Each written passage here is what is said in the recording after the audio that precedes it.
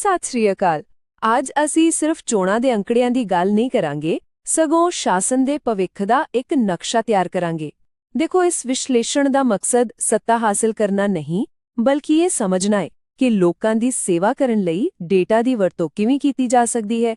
ਆਓ ਪੰਜਾਬ ਦੇ ਦਿਲ ਸ਼ਾਹਕੋਟ ਹਲਕੇ ਦੀ ਕਹਾਣੀ ਨੂੰ ਡੂੰਘਾਈ ਨਾਲ ਸਮਝੀਏ। ਸ਼ਾਹਕੋਟ ਨਾਮ ਸੁਣਦਿਆਂ ਹੀ ਜ਼ਰਖੇਜ਼ ਮਿੱਟੀ ਤੇ ਐਨਆਰਆਈ ਹੱਬ ਦੀ ਤਸਵੀਰ ਸਾਹਮਣੇ ਆਉਂਦੀ ਹੈ। ਇੱਕ ਖੁਸ਼ਹਾਲੀ ਦਾ ਪ੍ਰਤੀਕ, ਪਰ ਇਸ ਉਪਜਾਊ ਜ਼ਮੀਨ ਦੇ ਥੱਲੇ ਕੁਝ ਡੂੰਘੀਆਂ ਚਿੰਤਾਵਾਂ ਵੀ ਛਿਪੀਆਂ ਹੋਈਆਂ ਨੇ, ਖਾਸ ਕਰਕੇ ਨੌਜਵਾਨਾਂ ਦੇ ਭਵਿੱਖ ਤੇ ਰੋਜ਼ਾਨਾ ਦੀਆਂ ਸਹੂਲਤਾਂ ਨੂੰ ਲੈ ਕੇ। ਤਾਂ ਫਿਰ ਲੋਕਾਂ ਦੇ ਅਸਲ ਮਸਲੇ ਕੀ ਨੇ?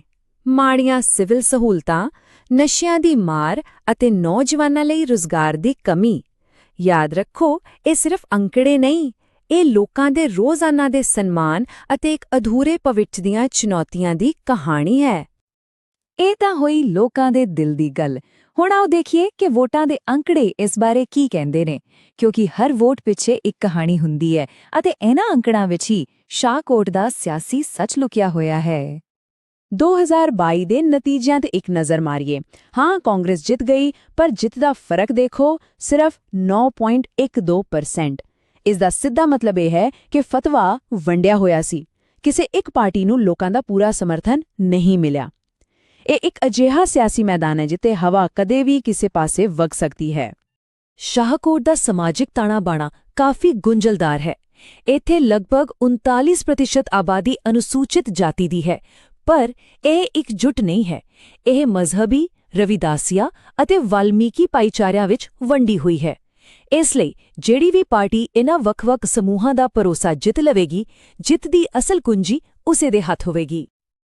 ਅੱਜ ਦੀ ਸਿਆਸਤ ਨੂੰ ਸਮਝਣ ਲਈ ਸਾਨੂੰ ਥੋੜਾ ਪਿੱਛੇ ਜਾਣਾ ਪਵੇਗਾ। ਆਓ ਦੇਖੀਏ ਕਿ ਪਿਛਲੇ 30 ਸਾਲਾਂ ਵਿੱਚ ਸ਼ਾਹਕੋਟ ਦੇ ਲੋਕਾਂ ਨੇ ਆਪਣਾ ਫਤਵਾ ਕਿਵੇਂ-ਕਿਵੇਂ ਬਦਲਿਆ ਹੈ। 1992 ਵਿੱਚ ਕਾਂਗਰਸ ਦੀ ਜਿੱਤ ਤੋਂ ਬਾਅਦ ਲਗਭਗ 20 ਸਾਲ ਅਕਾਲੀ ਦਲ ਦਾ ਦਬਦਬਾ ਰਿਹਾ, ਖਾਸ ਕਰ ਅਜੀਤ ਸਿੰਘ ਕੋਹਾੜ ਦੇ ਸਮੇਂ। ਫਿਰ ਆਇਆ 2017, ਜਦੋਂ ਆਪ ਨੇ ਲਗਭਗ 1/3 ਵੋਟਾਂ ਲੈ ਕੇ ਸਭ ਨੂੰ ਹੈਰਾਨ ਕਰ ਦਿੱਤਾ।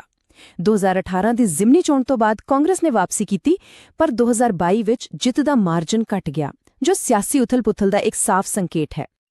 ਅਤੇ ਹੁਣ ਸਭ ਤੋਂ ਹੈਰਾਨ ਕਰਨ ਵਾਲਾ ਅੰਕੜਾ, 2017 ਵਿੱਚ ਆਪ ਨੂੰ ਬਦਲਾਅ ਦੀ ਉਮੀਦ 'ਚ 41,000 ਵੋਟਾਂ ਮਿਲੀਆਂ, ਪਰ ਸਿਰਫ 1 ਸਾਲ ਬਾਅਦ 2018 ਦੀ ਜ਼ਿਮਨੀ ਚੋਣ ਵਿੱਚ ਇਹ ਵੋਟਾਂ ਲਗਭਗ ਸਾਰੀਆਂ ਦੀਆਂ ਸਾਰੀਆਂ ਕਾਂਗਰਸ ਨੂੰ ਚਲੀਆਂ ਗਈਆਂ। ਇਹ ਸਭ ਤੋਂ ਵੱਡਾ ਸਬੂਤ ਹੈ ਕਿ ਸ਼ਾਹਕੋਟ ਦਾ ਵੋਟਰ ਕਿਸੇ ਪਾਰਟੀ ਨਾਲ ਬੱਝਿਆ ਨਹੀਂ, ਉਹ ਉਮੀਦ ਦੇ ਨਾਲ ਖੜਾ ਹੁੰਦਾ ਹੈ। ਜਦੋਂ ਵੋਟਰ ਆਪਣਾ ਮਨ ਬਦਲਦੇ ਨੇ, ਇਹ ਉਹਨਾਂ ਦਾ ਲੋਕਤੰਤਰੀ ਹੱਕ ਹੈ। ਸਾਡਾ ਕੰਮ ਉਹਨਾਂ ਦੇ ਫੈਸਲੇ ਦਾ ਵਿਸ਼ਲੇਸ਼ਣ ਕਰਨਾ ਹੈ, ਨਾ ਕਿ ਉਹਨਾਂ ਤੇ ਸਵਾਲ ਚੁੱਕਣਾ, ਕਿਉਂਕਿ ਲੋਕਤੰਤਰ ਵਿੱਚ ਵੋਟਰ ਦਾ ਸਨਮਾਨ ਸਭ ਤੋਂ ਉੱਪਰ ਹੈ ਅਤੇ ਜਦੋਂ ਅਸੀਂ ਬੋਲਦੇ ਹਾਂ ਤਾਂ ਸੱਚ ਬੋਲਣ ਦੀ ਜ਼ਿੰਮੇਵਾਰੀ ਵੀ ਸਾਡੀ ਹੀ ਬਣਦੀ ਹੈ। ਇਸੇ ਸਤਿਕਾਰ ਨੂੰ ਧਿਆਨ ਵਿੱਚ ਰੱਖਦੇ ਹੋਏ ਚਲੋ ਹੁਣ ਮੌਜੂਦਾ ਸਿਆਸੀ ਮੈਦਾਨ ਤੇ ਨਜ਼ਰ ਮਾਰੀਏ। ਦੇਖਦੇ ਹਾਂ ਕਿ ਮੌਜੂਦਾ ਵਿਧਾਇਕ ਦੀਆਂ ਤਾਕਤਾਂ ਤੇ ਕਮਜ਼ੋਰੀਆਂ ਕੀ ਹਨ ਅਤੇ ਵਿਰੋਧੀ ਧਿਰਾਂ ਕਿਹੜੀਆਂ ਚੁਣੌਤੀਆਂ ਪੇਸ਼ ਕਰ ਰਹੀਆਂ ਨੇ। ਦੇਖੋ, ਮੌਜੂਦਾ ਵਿਧਾਇਕ ਕੋਲ ਸਭ ਤੋਂ ਵੱਡੀ ਤਾਕਤ ਹੈ ਸੱਤਾਧਾਰੀ ਪਾਰਟੀ, ਯਾਨੀ ਇੰਡੀਅਨ ਨੈਸ਼ਨਲ ਕਾਂਗਰਸ ਦਾ ਹਿੱਸਾ ਹੋਣਾ। ਇਸ ਨਾਲ ਸਰਕਾਰੀ ਕੰਮ ਕਰਵਾਉਣੇ ਸੌਖੇ ਹੋ ਜਾਂਦੇ ਹਨ, ਪਰ ਇਸ ਦੇ ਨਾਲ ਦੋ ਵੱਡੇ ਖਤਰੇ ਵੀ ਜੁੜੇ ਨੇ। ਪਹਿਲਾ, ਲੰਬੇ ਸਮੇਂ ਤੋਂ ਸੱਤਾ ਵਿੱਚ ਰਹਿਣ ਕਾਰਨ ਲੋਕਾਂ ਵਿੱਚ ਨਾਰਾਜ਼ਗੀ ਹੋ ਸਕਦੀ ਹੈ, ਅਤੇ ਦੂਜਾ, ਉਮੀਦਵਾਰ ਨਾਲ ਜੁੜੇ ਕੁਝ ਪੁਰਾਣੇ ਮਾਮਲੇ ਵੀ ਉਨ੍ਹਾਂ ਦੀ ਛਵੀ ਤੇ ਅਸਰ ਪਾ ਸਕਦੇ ਹਨ। ਉੱਧਰ ਵਿਰੋਧੀ ਧਿਰਾਂ ਵੀ ਰਣਨੀਤਿਕ ਜੋੜ-ਤੋੜ ਕਰ ਰਹੀਆਂ ਹਨ।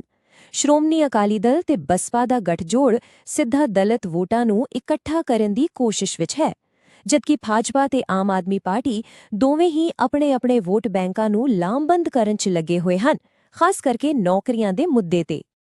ਤਾਂ ਫਿਰ ਇਸ ਸਾਰੇ ਵਿਸ਼ਲੇਸ਼ਣ ਤੋਂ ਬਾਅਦ ਹੁਣ ਕਾਰਵਾਈ ਦੀ ਗੱਲ ਕਰੀਏ। ਇੱਕ ਅਜਿਹੀ ਰਣਨੀਤੀ ਜੋ ਸਿਰਫ ਜਿੱਤਣ ਲਈ ਨਹੀਂ, ਬਲਕਿ ਸਹੀ ਮਾਇਨਿਆਂ ਵਿੱਚ ਸ਼ਾਸਨ ਕਰਨ ਦਾ ਫਤਵਾ ਹਾਸਲ ਕਰਨ ਲਈ ਬਣਾਈ ਗਈ ਹੈ। ਰਸਤਾ ਕੀ ਹੈ? ਇਹ ਇੱਕ 4-ਪੱਖੀ ਰਣਨੀਤੀ ਹੈ। ਪਹਿਲਾ, ਸਹੀ ਚੋਣ ਰਣਨੀਤੀ, ਯਾਨੀ ਨੌਜਵਾਨਾਂ ਤੇ ਦਲਿਤ ਵੋਟਰਾਂ ਨੂੰ ਦੁਬਾਰਾ ਨਾਲ ਜੋੜਨਾ। ਦੂਜਾ, ਜ਼ਮੀਨੀ ਪੱਧਰ ਤੇ ਸੰਗਠਨ ਨੂੰ ਮਜ਼ਬੂਤ ਕਰਨਾ, ਮਤਲਬ ਹਰ ਪਿੰਡ, ਹਰ ਬੂਥ ਤੱਕ ਪਹੁੰਚ ਬਣਾਉਣਾ। ਤੀਜਾ, ਇੱਕ ਸਕਾਰਾਤਮਕ ਕਹਾਣੀ ਲੋਕਾਂ ਤੱਕ ਪਹੁੰਚਾਉਣਾ, ਵਿਕਾਸ ਤੇ ਉਮੀਦ ਦੀ। ਅਤੇ ਚੌਥਾ, ਇਨ੍ਹਾਂ ਸਭ ਨੂੰ ਲਾਗੂ ਕਰਨ ਲਈ ਸਾਧਨਾਂ ਦੀ ਸਹੀ ਵਰਤੋਂ ਕਰਨਾ। ਇਹ ਚਾਰੇ ਥੰਬ ਮਿਲ ਕੇ ਹੀ ਜਿੱਤ ਦੀ ਨੀਂਹ ਰੱਖ ਸਕਦੇ ਨੇ। ਇਹ ਬਲੂਪ੍ਰਿੰਟ ਸਿਰਫ ਚੋਣਾਂ ਜਿੱਤਣ ਲਈ ਨਹੀਂ, ਇਹ ਸ਼ਾਸਨ ਤੇ ਵਾਪਸੀ ਯਾਨੀ ਗਵਰਨੈਂਸ ਰਿਟਰਨ ਲਈ ਹੈ। ਵਾਅਦਿਆਂ ਨੂੰ ਠੋਸ ਨਤੀਜਿਆਂ ਵਿੱਚ ਬਦਲਣਾ, ਜਿਵੇਂ ਸ਼ਿਕਾਇਤਾਂ ਦਾ ਹੱਲ, ਭਲਾਈ ਸਕੀਮਾਂ ਦੀ ਡਿਲੀਵਰੀ ਅਤੇ ਨੌਕਰੀਆਂ ਦੇ ਮੌਕੇ। ਯਾਦ ਰੱਖੋ, ਅਸਲ ਕੰਮ ਗਿਣਤੀ ਵਾਲੇ ਦਿਨ ਖਤਮ ਨਹੀਂ ਹੁੰਦਾ, ਉਸ ਦਿਨ ਤਾਂ ਸ਼ੁਰੂ ਹੁੰਦਾ ਹੈ।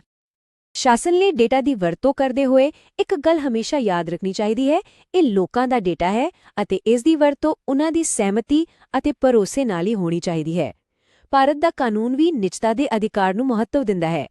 ਲੋਕਾਂ ਨਾਲ ਇੱਕ ਨੈਤਿਕ ਰਿਸ਼ਤਾ ਬਣਾਉਣ ਲਈ ਇਸ ਸਿਧਾਂਤ ਨਾਲ ਕੋਈ ਸਮਝੌਤਾ ਨਹੀਂ ਕੀਤਾ ਜਾ ਸਕਦਾ। ਸਿੱਟੇ ਵਜੋਂ ਅੱਗੇ ਦਾ ਰਾਹ ਬਿਲਕੁਲ ਸਾਫ਼ ਹੈ।